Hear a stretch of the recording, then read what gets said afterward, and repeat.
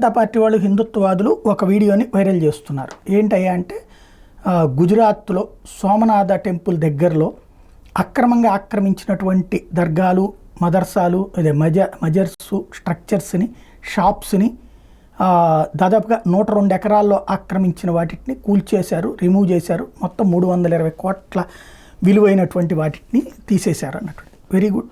కానీ ఇక్కడ సమస్య ఏంటంటే అక్కడ ఆక్రమించింది ఎప్పుడు, ఎవరి హయాంలో, అప్పుడు ఏం చేస్తున్నారు? ఈ మాట ఎందుకు అనాల్సి వచ్చిందంటే మిగతా చోట్ల అనడానికి ఒక అర్హత ఉంటుంది భారతీయ జనతా పార్టీకి. కానీ దాదాపు 30-35 ఏళ్ల నుండి గుజరాత్ని పరిపాలిస్తోంది ఎవరు? భారతీయ జనతా పార్టీనే కదా. గుజరాత్లోనే కదా తొలిసారి ప్రభుత్వం, అప్పటి నుంచి కంటిన్యూ అవుతానే ఉంది కదా. నరేంద్ర మోడీకి ముందు కూడా గుజరాత్లో భారతీయ జనతా పార్టీ ముఖ్యమంత్రులే.